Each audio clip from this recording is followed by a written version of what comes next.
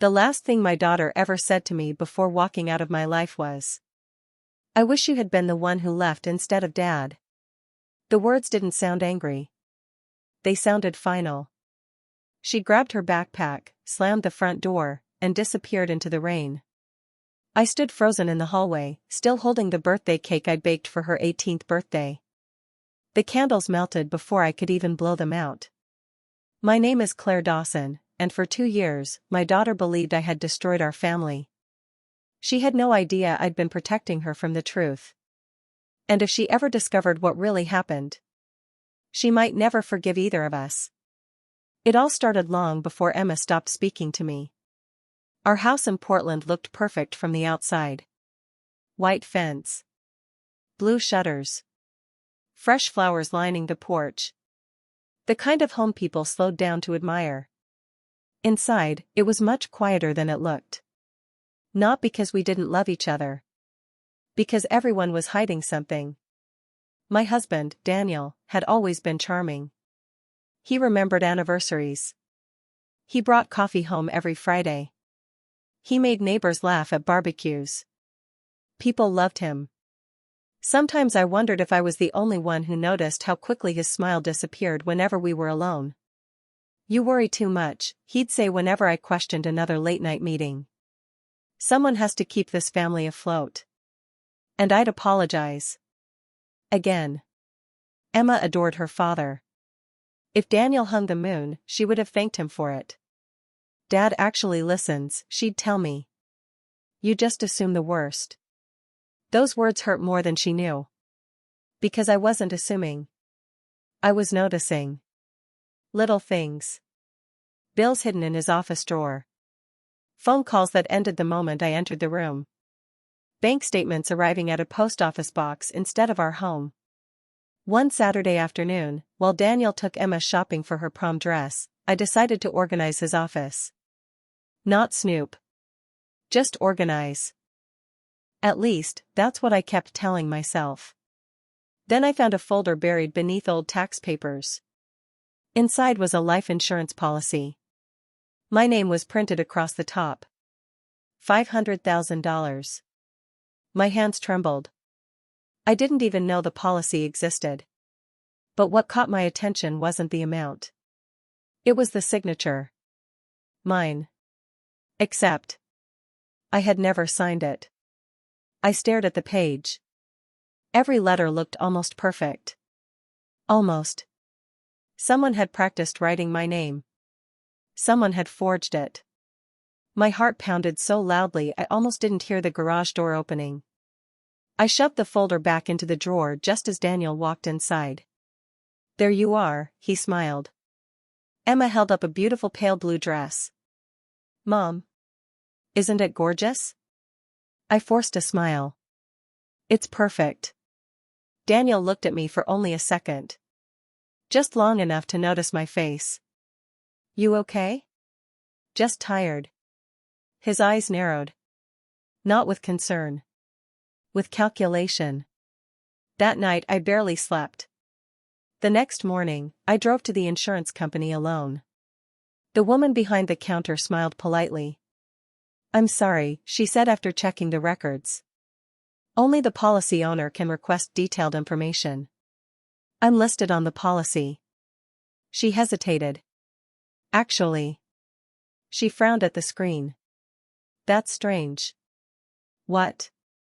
"This policy was updated 3 months ago. I don't remember signing anything." She looked at me carefully. "It says the beneficiary was changed." "Changed to who?" "I'm not supposed to say." Before I could ask another question, my phone rang. "Daniel." I let it go to voicemail. It rang again. And again. When I finally answered, his voice sounded unusually calm. "Claire." "Yes?" "Where are you?" "Running errands." A long silence. Then he asked one question that made every hair on my arm stand up. "Were you in my office yesterday?" I couldn't breathe. How did he know? I cleaned a little. Another pause. Then he laughed. Softly. You've always been curious. The call ended. That evening he acted completely normal. He grilled steaks. He joked with Emma. He even kissed my forehead. But just before bed, I noticed something. The office drawer where I'd found the insurance folder was completely empty. Every document was gone. The next morning, I received an anonymous envelope in the mailbox. No return address. Just 3 photographs. The first showed Daniel entering a downtown office building. The second showed him hugging a woman I had never seen before. The third made the blood drain from my face. It showed Daniel handing that same woman a thick envelope of cash. On the back of the photograph, someone had written only 6 words. Don't trust the man you married. I looked toward the kitchen window. Daniel was standing inside, watching me. Smiling. Daniel smiled through the kitchen window as if nothing had happened. I slipped the photographs back into the envelope before he could see them and forced myself to walk inside. Everything okay? He asked, flipping pancakes like it was any other Sunday morning. Just junk mail. His eyes lingered on me for a second. Then he smiled again. You look pale. Emma walked in wearing one of Daniel's old college sweatshirts. Mom's probably worrying about something again, she joked. Daniel laughed. So predictable. I smiled because I didn't know what else to do. But something inside me had changed. For the first time in 20 years, I was afraid of my husband. That afternoon, I drove to the office building from the photographs. It was an ordinary brick building with a small law firm on the 2nd floor. Across the hall sat a financial consulting company. I waited in my car for nearly an hour. Finally, Daniel appeared. He wasn't alone. The woman from the photograph stepped outside beside him.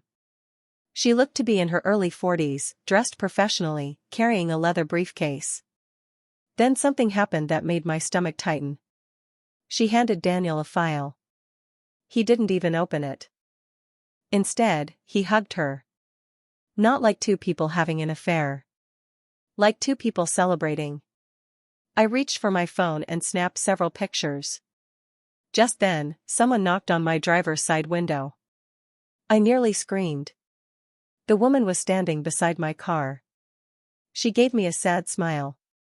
You must be Claire. Every instinct told me to drive away. Instead, I lowered the window an inch.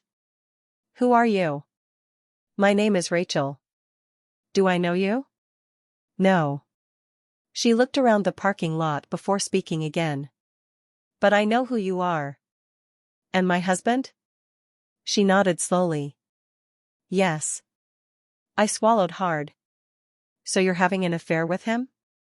Rachel's expression changed from surprise to genuine pity. No.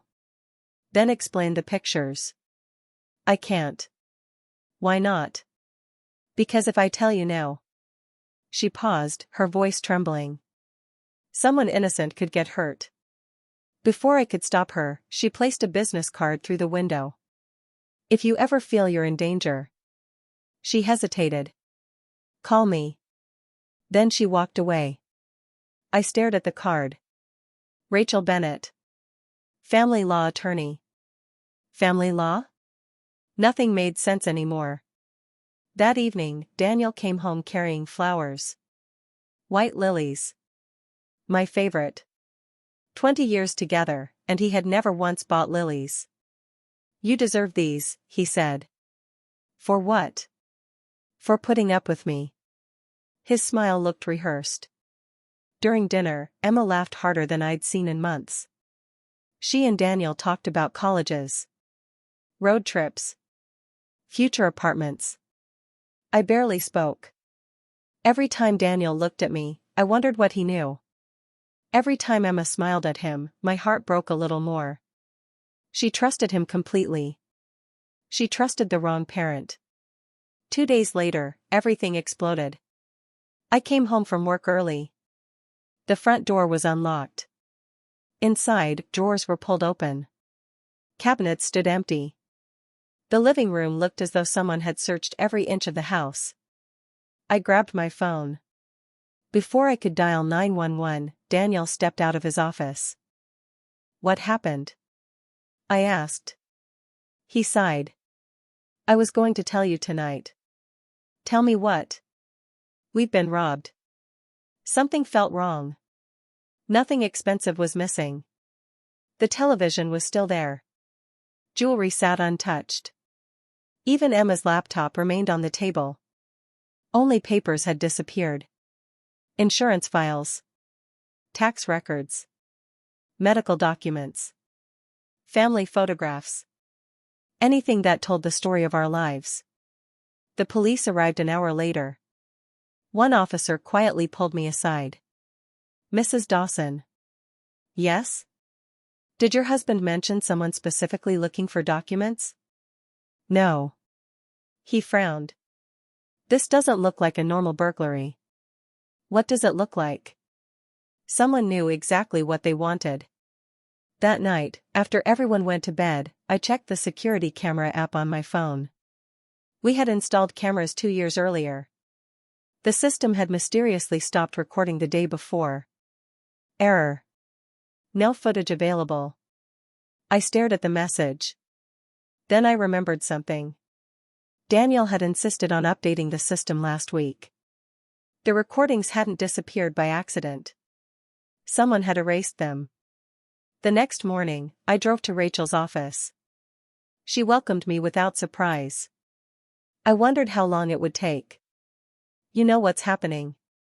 She nodded. "I know part of it." "Then tell me." Rachel looked toward the closed office door before speaking. "Claire, before I say anything." She took a deep breath. "I need you to promise me you'll stay calm." "I can't promise that." "I was afraid you'd say that." She reached into her desk drawer and pulled out a thick manila folder. "I've been holding on to this for nearly 3 years." She slid it across the desk. "It's yours." Inside were copies of financial records. Hidden bank accounts. Property deeds. Wire transfers. Every document carried Daniel's name. But halfway through the folder, I found something that made my hands go numb. A birth certificate. Emma's birth certificate. Except, it wasn't the copy I'd kept in our family safe. This version listed a different hospital. A different date. And under the line marked father. Daniel's name wasn't there. I looked up at Rachel, unable to speak. She met my eyes with quiet sadness. "I think it's time you learned who Emma's real father is." At that exact moment, my phone rang. It was Emma. I answered immediately. Her voice was shaking. "Mom." She was crying. "Dad's been in an accident." Then she whispered 5 words that froze my blood. "And, the police are here." My heart nearly stopped. "Emma, are you hurt?" I asked. "No, but they won't tell me everything. They just keep asking questions." "Please come." "I'm on my way." I drove faster than I ever had, my hands trembling on the steering wheel. Rachel followed behind me in her own car. When I arrived, police cars lined our quiet street. Neighbors stood on their lawns whispering. Emma ran straight into my arms. For the first time in months. She didn't pull away. "Mom." She sobbed. "They said Dad crashed into a guardrail." I held her tightly. "It's okay. We'll get through this." An officer approached us. "Mrs. Dawson?" "Yes. I'm Detective Harris.